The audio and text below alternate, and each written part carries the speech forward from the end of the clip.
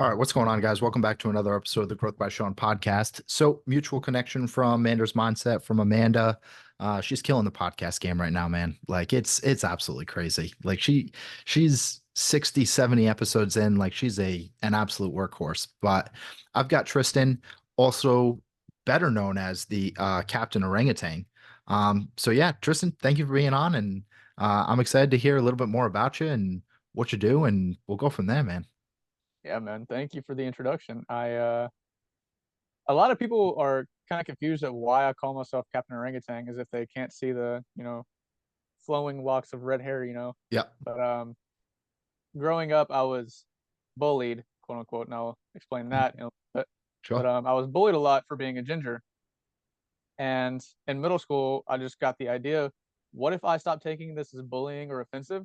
What if I start playing it off as a joke? And so I started doing that, started pissing off a lot of the bullies, the people that tried to make me feel bad about it, and then I started making a lot more friends. So I played into the orangutan uh, persona persona a lot over the past 2 years, and then I got the captain part from graduating Taylor Morgan's Captain's Lifestyle program, and that Okay. was definitely an amazing life changing experience. Yeah. So you've had a lot of different lifestyle experiences, and just give us the brief synopsis, as brief or long as you want to make it. I know you had the multiple brain surgeries and everything, not to steal your Mm-hmm. thunder there, but just a little bit about you, and then we'll be able to get right into it, man. Yeah, so you did take the thunder, and I'll add the lightning. It's okay. and but no, so I haven't seen my biological father in over 15 years. I grew up with an abusive individual in the household that I lived in, if that got to make it as Hmm. vague as possible. Sure. And dealt with a lot of trauma as a child, so much so that I don't remember a lot of my childhood. I believe it's behind a bunch of trauma blocks. Hmm. And soccer was my escape athlete, and eventually red. And I looked for validation within relationships, within friendships, and also mainly within the sport, soccer. So I worked my little booty butt off every single day on the field. People told me I did good. I worked harder. People told me I did better. And like I said, I was chasing that validation because I did not have my biological father in my life. And I didn't have any like sort of boundaries that were taught to me because dealing with abuse. And so people pleasing, trying to have others make me feel better about myself for my entire life. Disastrous relationships, to say the least. That was the first 20 years of my life, basically. First 22, 23 years. Beautiful. So I'm curious, when you talk about all these different traumas, abuse, all of these different things, how do we actually heal? Right? That's a nuanced question in a sense, but how do we actually heal from all these things? Yeah, so when you ask that question, I don't know if you know of this sensation, but whenever you get those tingles that run from the back of your head all the way down your spine, Hmm. I just got that. And how do we heal? I believe we heal by doing some deep reflecting on who we are as people, finding what we believe is broken, and making certain changes, whether it be diet, whether it be lifestyle, whatever, that we think will benefit us the most in our growth. So when I hear that, do we need to go through things that make us feel broken? So I have this kind of sidetracking. Yeah, go I ahead. created this method that I use to get rid of the dark thoughts in my head. Okay. It's called the dark white room method.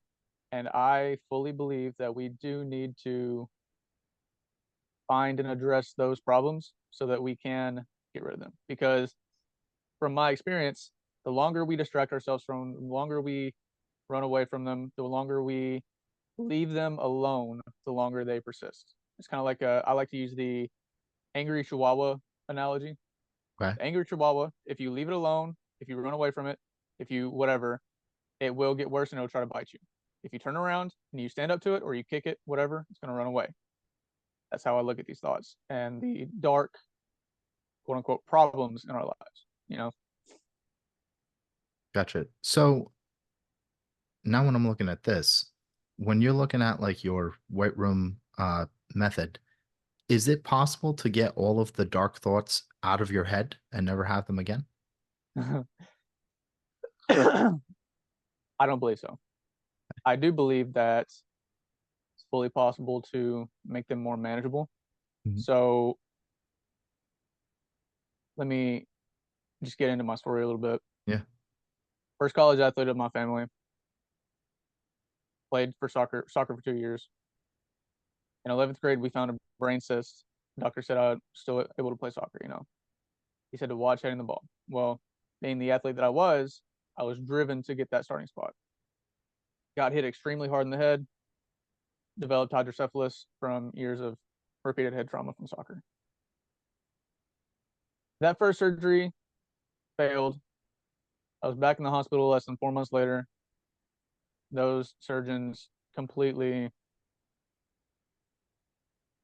did the wrong things, Hmm. and I ended up on my deathbed multiple times. I don't remember much about this whole time period. My body was experiencing the trauma. My consciousness was out in what I call the dark, quiet abyss, like eternally peaceful abyss.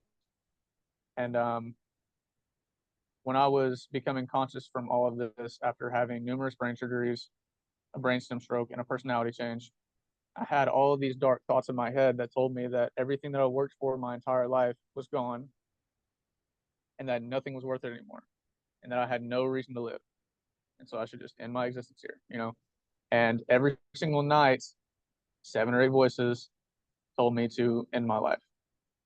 And I was on my quote unquote self deletion deathbed, and I was scared. I didn't want to leave this earth because I didn't know where I would be. So I literally, like, before I say this, I don't care what you believe in. I don't care if you believe in anything. This is my personal beliefs. Mhm. Take it how you want, right? I gave it all up to God, the creator, whatever you want to call it. I gave all of my anger, frustration, sadness, and worry. I just laid it all out. I was screaming at God. I was blaming God for what God did to me and all of this. And I decided to give it a couple days. I noticed something within the few days that I was kept alive to help others. You know? And so when I realized that, I was like, okay, I've got to do something to get these voices out of my head. And so the thing that I was the most scared of was sitting and letting them in my mind. And I realized that fear is false evidence appearing real. And I saw a video from Mason Core, not sure if you know who he is, Mm-mm. um, that fear is what we are meant to do, loosely paraphrasing, right? And so I sat in a dark and quiet room and I let those voices in my head. And I analyzed those voices for what they were, voices. And I removed all attachment to them. They were not my voices, they were just voices. And I realized that they're echoes of people who had projected self hatred onto me, lack of abundance onto me, all of that.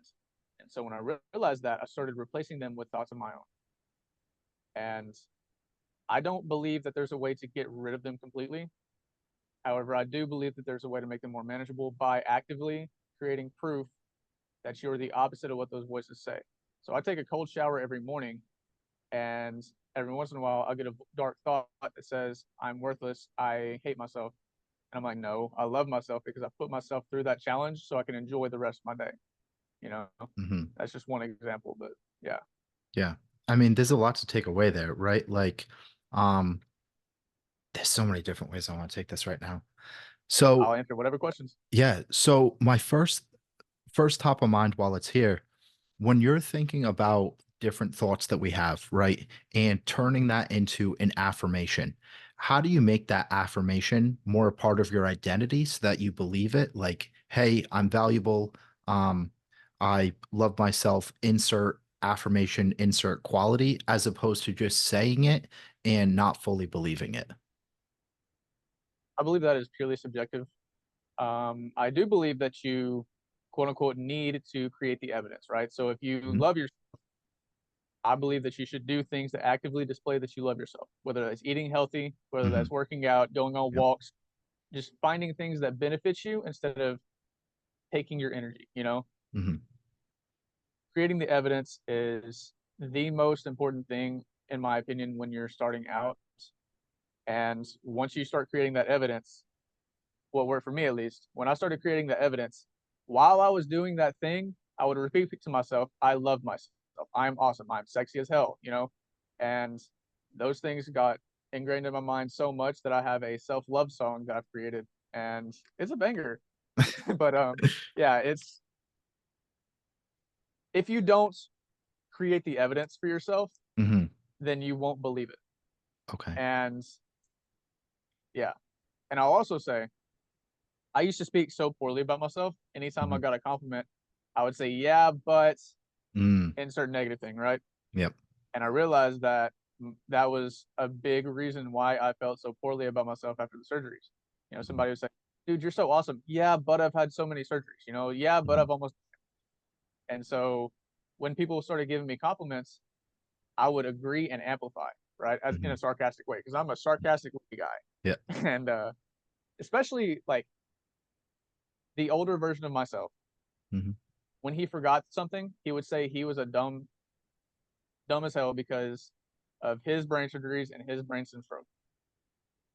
I, when I forget something, I'm like, oh my God, I'm a damn genius. mhm, And I've noticed that the longer I play even those sarcastic jokes, the longer I do those, the more my mind brings that into my reality, right? mhm, So the reticular activating system, the part of your brain that when you buy a new car, all of a sudden you see all that same car. mhm, I've done a lot of research into this, and what I found is what you speak, you literally create. Like it changes your perception, right? mhm, And it changes how you view your life. And when I was saying those negative things about myself, that part of my brain was bringing those into my reality. It was making mhm, that my reality. And now when I say I'm a genius, I've noticed that that is becoming my reality. My memory is a lot better. I'm able to comprehend information a lot easier, and yeah, it's awesome. yeah. I mean, I love that, and I think that there's um a point where you need to speak it into existence, right? And then there's also a component for me where you need to feel that same energy of it as well. And they go hand in hand because from my perspective, if you continue with the affirmation after affirmation after affirmation, but you don't fully believe it, embody it, then you don't create that evidence. So do you think, let's say someone was 100 pounds overweight right now, right? Mhm. Uh, Personally, in a similar boat to you, I don't think that the self-love component is all there yet, right? Yeah, Do you think that there's a gap in terms of you need to go and create that evidence to have that self-love, or can you decide and commit today that I love myself, and then all of those different habits and the evidence will then show itself? I believe that it could work either way. If you sit down and one day, if you sit down and you decide that you're tired of being the way that you are, and you want to become a different version of yourself, that's a form of self love to me, right? Mhm, You don't have to call it self love. You can call it self respect. You can call it whatever. That right there is exactly what happened to me after the last two surgeries that I had in August of 2022, when the shunt in the back of my head failed, and I was on my whatever number deathbed. mhm, Um, After the surgeries, I said, okay, I'm here for a reason. I'm done feeling like shit about myself, and I'm going to make other people help, or I'm going to help other people feel better about themselves, I've got to figure out how to help myself feel better about myself, you know? Hmm. And so that started my whole self growth journey. And actually, I lost 30 pounds in 3 months from switching from an ultra processed food diet to simply whole foods. You Oh, know, wow. Okay. it was, that was the first thing that I did, and it skyrocketed my transformation. I was like, okay, if this is possible, what else were we lied about? Like, what else was lied about? And Yeah. to me, you know, and Yeah. so I've done, I don't want to say a lot, I've done quite a bit Hmm. of self growth in different areas of my life, and Yeah. I'm growing every day. Yeah. I mean, that's the whole journey, right? If it any when you start to understand the law of vibration, right? How everything's vibrating at some type of level right now, even these solid objects in front of us, Mm-hmm. um, everything is either growing or shrinking. Nothing is just staying still. And I think that that's a big part of the journey of life. I'd love to go a little bit deeper into that rabbit hole of how we're being lied to, right? I'm in the same boat. We can look at the COVID vaccine, we can look at the food industry. What's the biggest thing right now for you where that you feel you're fighting against? Have you heard of Brandon Joe Williams? No. He markets his brand as self appreciating humor, and it's onestupidfuck.com. I got very passionate. I became very passionate about freedom in all areas of life when I discovered when Taylor sent me his website. And at first I was like, why did you send me this? This is like a dumbass, you know. The message just said onestupidfuck.com. And I was like, dude, there's no way, you know. Clicked on it. I was like, well, what is this? And there is so much deception in the legal and commerce world. And I mean, even touching base on the vaccines, like all of that, I believe is intertwined. You know, you've got United States, which is legally defined as a federal corporation, and that federal corporation is located in the District of Columbia, and it's foreign to America, and that it's, I'm still processing that, and I learned Yeah. that back in October. You know, it's just so much deception, and I will say that his brand makes all of this a lot more digestible, Hmm. and yeah. Yeah. There's a lot to that, right? You know, United States of America is corporation. Um, we're not meant to go and pay taxes, things like that, Mm-hmm. vaccines, food, all this kind of stuff, right? And so when you first started getting into this rabbit hole, um, first I'm curious, when that first or second, I'm not sure which one you had said, surgery had failed or there were parts of it that didn't go right, did you start to lose trust? Is that where that first started? That level of trust was lost for uh, doctors or authority or insert figure right here.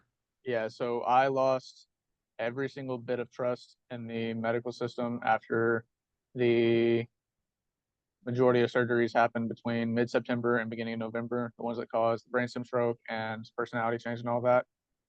And I was like, no, fuck that. I don't want any part of that. I've changed my view on that a little bit. In chronic issues like car crash or gunshot or something like that, yeah, that's fine. Hmm. But like maintaining health, I don't.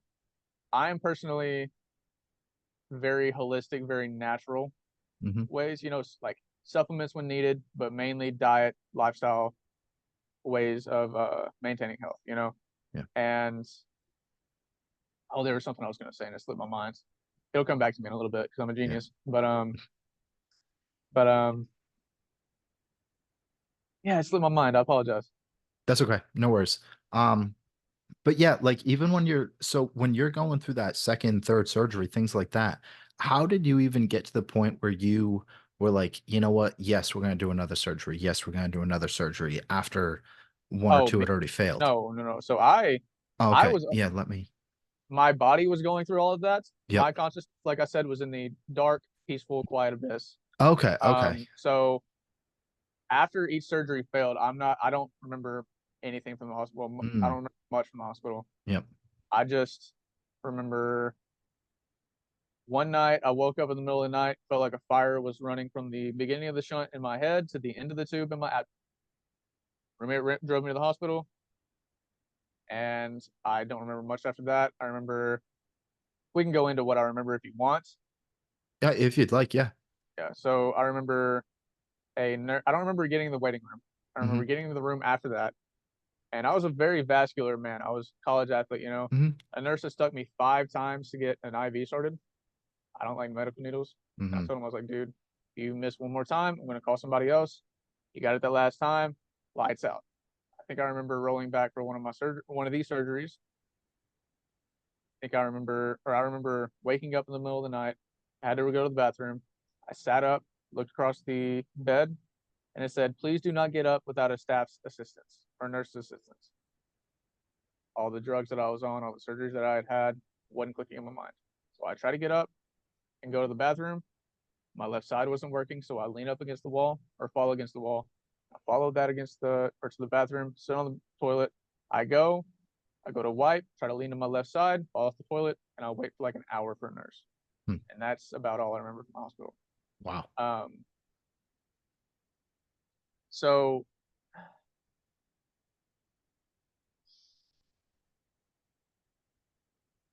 oh, I lost my train of thought again. That's right. You're a genius, Yeah, hell yeah. you know?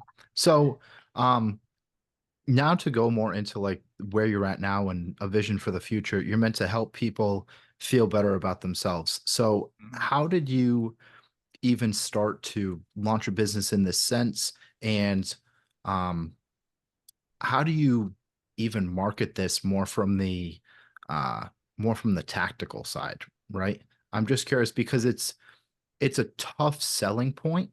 Um, and I'm just giving some pushback here, right? But it's a Mhm. tough selling point. Hey, I'll make you feel better, right? There's lots of different coaches that market different things in Oh different yeah. ways, and so many people can help so many different people in different ways. But how, with such a, is it like a very broad niche or audience that you're attracting, or a specific avatar? So the specific avatar that I am marketing to right now is people who've had a stroke.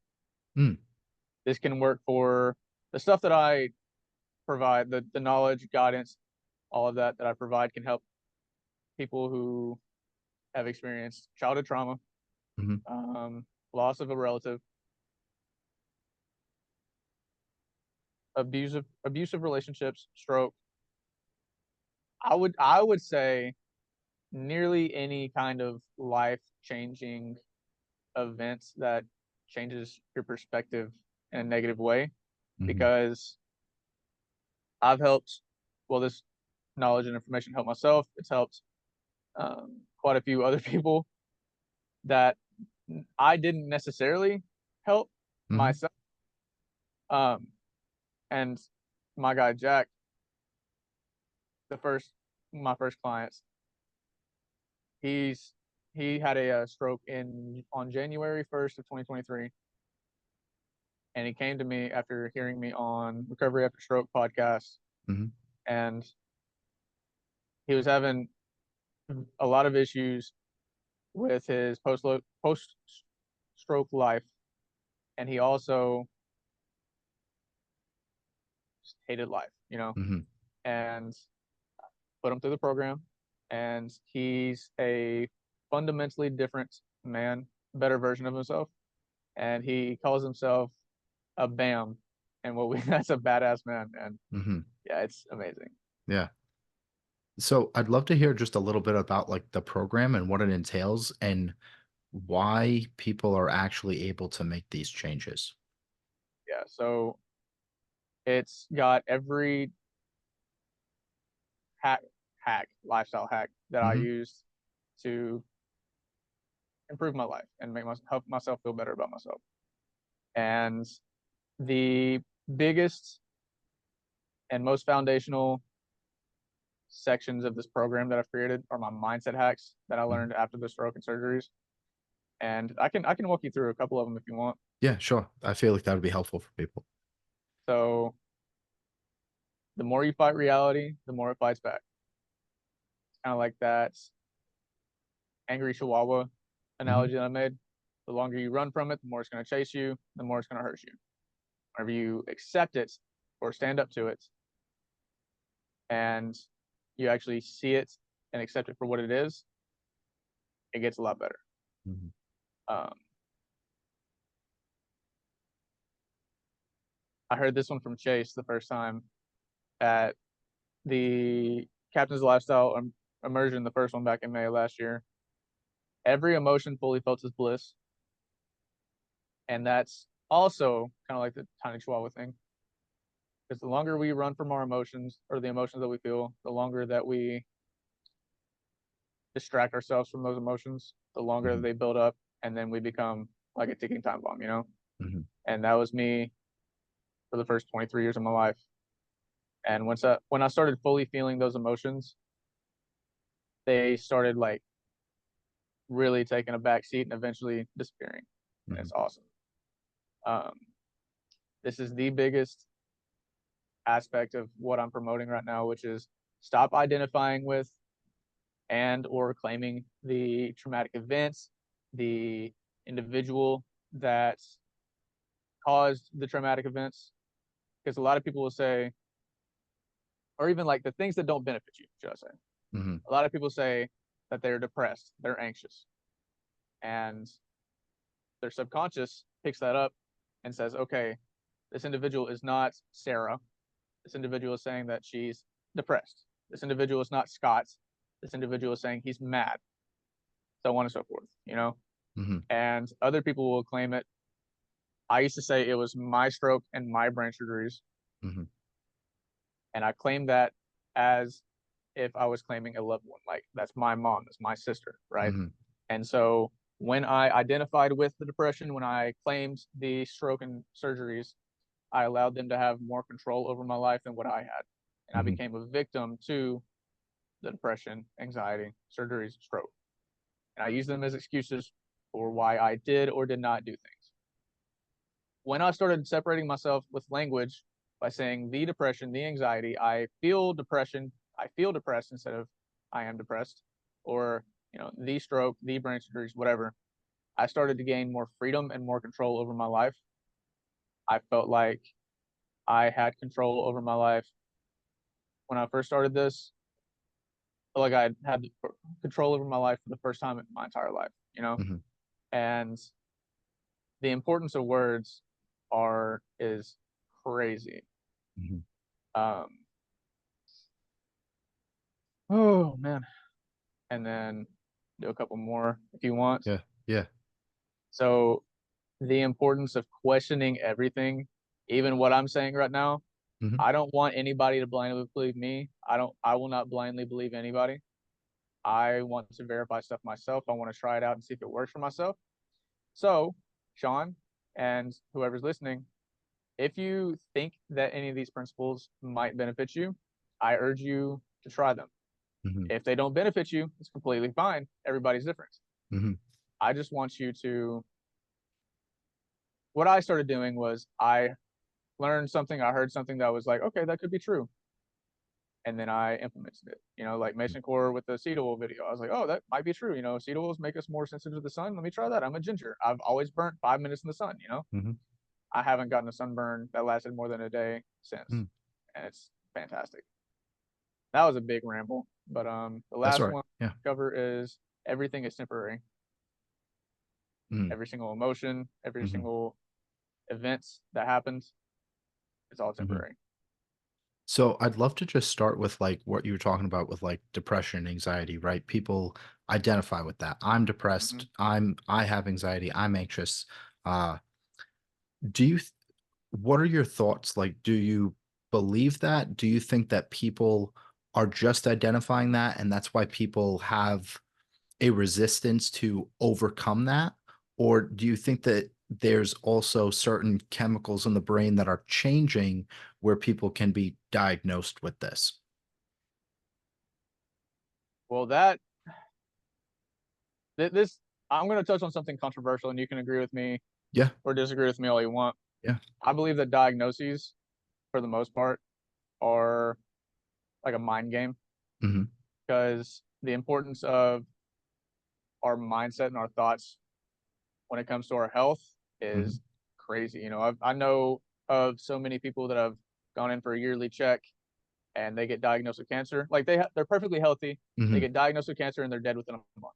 You Hmm. know, and then I've been listening to Alex Zek a lot, and he touches on a lot of like, are viruses even real? Because Hmm.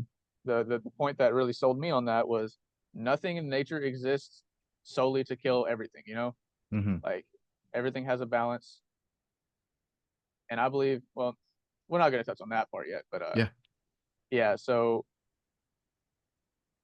the way that I started overcoming depression, anxiety, and all that stuff was I decided that I wasn't going to claim it anymore. And then I found other things that helped me feel better about myself. Like the first thing was diet.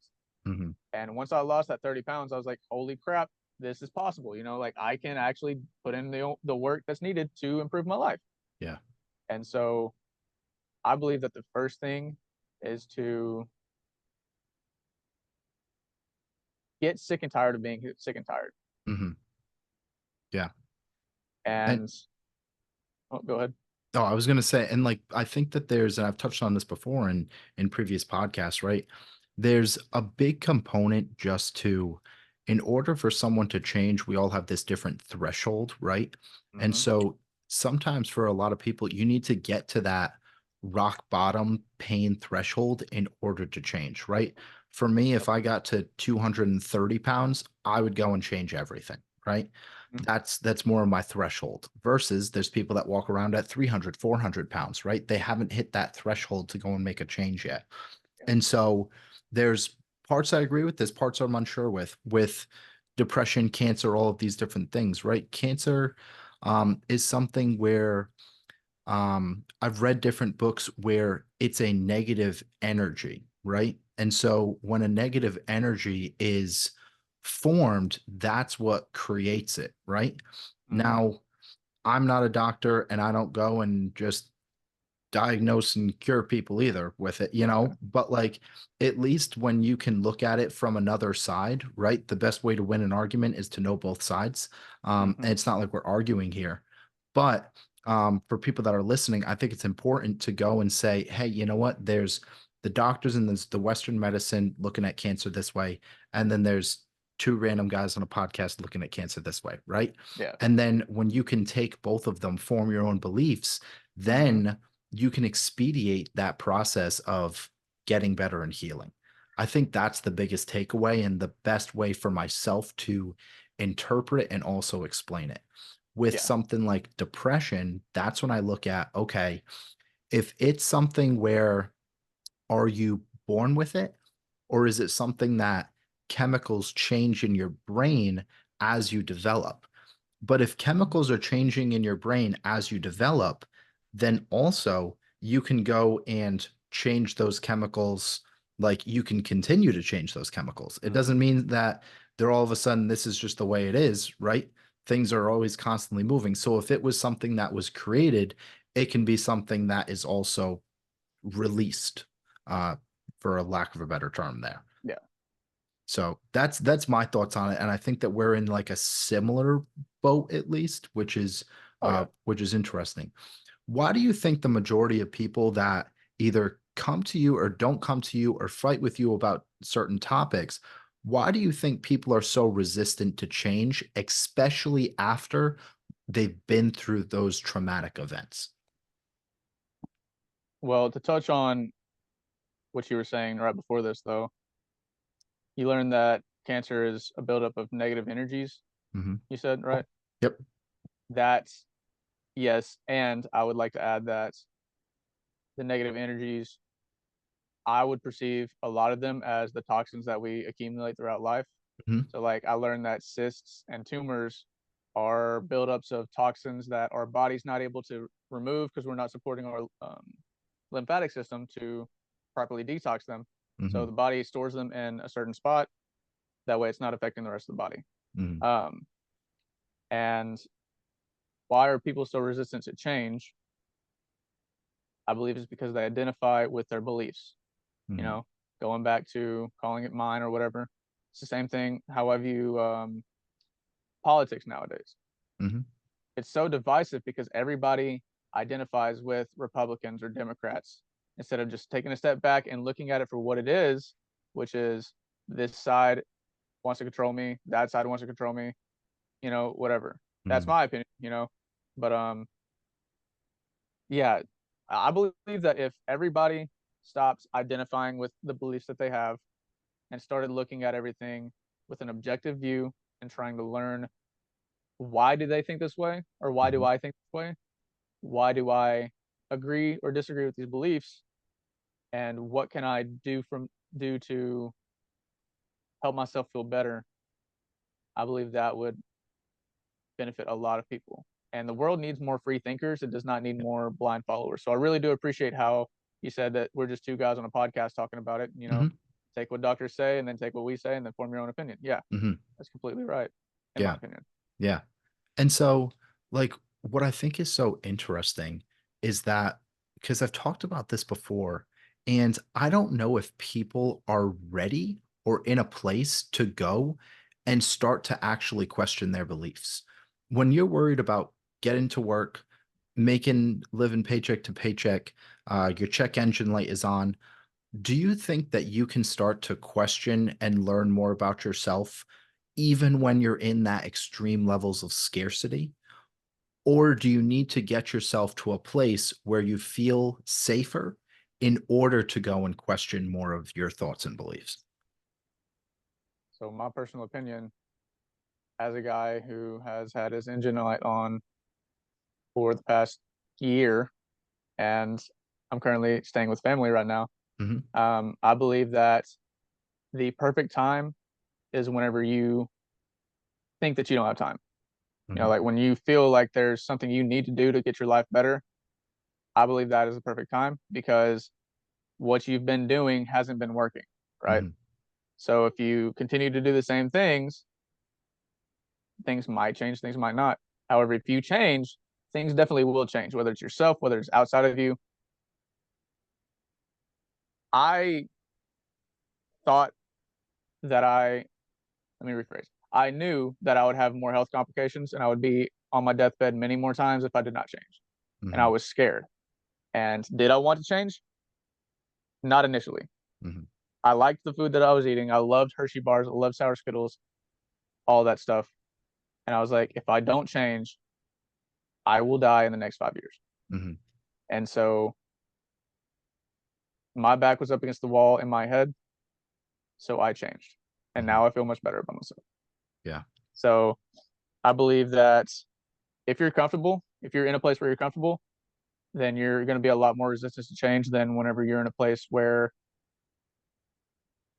for lack of a better phrase, things need to change, Yeah. if that Well, makes sense. yeah, I think like and again, I've said this before, but like a lot of people in order to really take something in, they need to hear it over and over and over. And a lot of people's lives are not that bad, right? And Hmm. so there's a level of discomfort, but that level of discomfort is not as bad as it could be in order for them to change. And so, they go out, they're drinking on the weekends, and that's where they're in more of that comfortable state. By the time Monday comes, they're miserable. That Monday through Friday, they're working towards that weekend. And then it's that same repeated pattern over and over and over. And so you Yep. have this ebb and flow of uncomfortable, comfortable, uncomfortable, comfortable, right? And so for someone that's in that type of situation, how are you approaching, hey, maybe we need to get even more uncomfortable here, right? And I'm not saying to just go and say, hey, you need to go and black out Friday, Saturday, Sunday. I don't believe that that's what you're going at, right? Yeah. But how are you making that first step to be a little bit more uncomfortable to go and ask yourself the harder questions in order to make the change? I don't even believe that somebody needs to be uncomfortable physically. Hmm. Their life, I, there are people in quote unquote third world countries that have nothing more than the essentials and community, and they're perfectly fine. Yeah, They're living happy, they're living life. yeah. And there are people that are millionaires and billionaires, they have everything and they're miserable, right? Hmm. So I believe that that is all subjective. And I believe that someone needs to be, quote unquote, needs to be uncomfortable in their mind, Hmm. I believe that somebody, whoever it is, should take a long, hard look at themselves in the mirror and ask themselves if they genuinely love themselves, if they even appreciate themselves, or if they even like themselves. Because if you're living a life where you don't like yourself, then you're going to do things that you don't like. And then you will eventually get to that breaking point or the tipping point, and it would be a lot harder to get out of the physical spot than it would be to get out of the mental spot, in my opinion, Yeah. because a lot of the changes that I made over the past 2.5 years, yeah, were helped me feel better about myself. They didn't Mhm. change much outside of myself. Yeah. So, yeah, I feel like somebody should w- figure out whether they like themselves or not. And if they don't, then start doing things that will help them like themselves more. And then eventually you'll create that self love. Gotcha. You create that evidence. Yes, sir. It makes sense. Because I think what happens, especially for a lot of people, is they look in the mirror if they even get to that point, right? And they go, "Ah, I just hate all of this." But then that same self-sabotaging pattern continues and continues and continues. Hmm. How do you get out of that? Right? I think that's the question that a lot of people want to answer for themselves. And right, hearing you and perhaps like the formation of your specific sentence that you're about to create could be the one that clicks for them, right? Which is why we have Hmm. these types of conversations. And so someone that's looking in the mirror and it's that, no, I don't like myself. I really hate this, but they continue those self-sabotaging patterns. What's their first step, right? So let me just start off by saying I was heartbroken when I asked my family if they love themselves or who is so and so. And they look at me and they say, "Oh, I'm so and so, like relation to you, right? Relation to me." Mhm, And I was like, "No, who is, let's just say Dave. Who is Dave?" mhm, And say, "Dave is my uncle." mhm. "Well, I'm your uncle." I'm like, "No, who are you as an individual, as a human being?" And they just look at me with a blank stare. I believe that it is drastically important to ask yourself whether you like yourself, love yourself, appreciate yourself, and like your life. Mhm, Because I don't believe many people at all ask themselves that. And I believe that that's why they keep repeating these things. mhm, And I believe that if more people ask themselves those questions, then they would start thinking of ways that they can make themselves feel better. It's like my baby sister, she is more, I was born in 1999. My baby sister was born in 2020. mhm, More than 21 years difference, right? I'm 25, she's 3. And we go on our Bubba Waxy walks, and she's Waxy because her name is Kendall, Kendall, Candle, Wax, Anyways, when we go on our walks and she gets scared or startled by something and she like cowers up to me, right? I ask her 3 things. I say, "Are you strong?" She says, "Yeah." I say, "Are you brave?" She says, "Yeah." I say, "Do you love yourself?" And she screams, "Yeah," by the end of it. And then we go and she's amazing. And I'm in the process of teaching her how to become self-aware of that stuff. That way she has less of a chance of developing those self-sabotaging habits. mhm, Because like I said, if more people ask themselves those questions, do I love myself? Do I like myself? Do I like my life? Then they would figure out whether the habits that they have are self-sabotaging and if they can improve on it in any way. mhm. Yeah. No, I agree. And like with things like that, the better that you can ask, the deeper and more concise you can ask yourself the right questions, the more you will start to understand and learn. So, especially for the people that are listening to this, right? It's easy to go and be in the car, taking a walk, doing whatever, listening to something like this, and then be super inspired for like 30 minutes and then revert right back into your old comfortable environment, right? Mm-hmm. So when you listen to this, you go and you pick the questions that felt perhaps uncomfortable in your nervous system, that little like ooh in your gut, or a little like a compression in your throat, chest, things like that, and go back to those questions and ask yourselves those. And I can promise you that you'll get more answers by asking yourselves those questions than listening to this over and over and Mm-hmm. over and over and just having one more input. um Tris, this is super valuable. So can we just know where to find you before we just touch on our last question here? Yeah, so my website is Mhm. theorangutangway.com. My handles on TikTok and Instagram are Captain_Orangutan, and my Facebook is Cap Orangutan. And it's Orangutan. There's no G at the end, and I don't know why it's pronounced with a G. Beautiful. 10 years time, we're going to be typing in Captain Orangutan into Google, and your picture is going to come up, Hell yeah. alongside a bunch of different animals. So, And the uh, Transformers villain, I believe, in the most recent video or movie. oh, wow. Okay. That's cool too. Shit. Yeah. So, um, our last question from Dave Campbell here. So, what is one thing that you do different than others in your space, and why do you do it differently? Oh, actually, hold on. Unprofessional moment for a second, because I had someone give me a different question. Yeah, no worries. Yes, sorry. But I hadn't wrote it on my note cards yet. This question is actually from Bob Wisher. All right, not Dave Campbell. Bob Wisher, what are you becoming today? I'm becoming more of a healer. I'm becoming a man who loves himself more and more every day. I am hmm, I'm becoming the highest version of myself every day. It can be that easy. It can be that simple. Sir, Shit.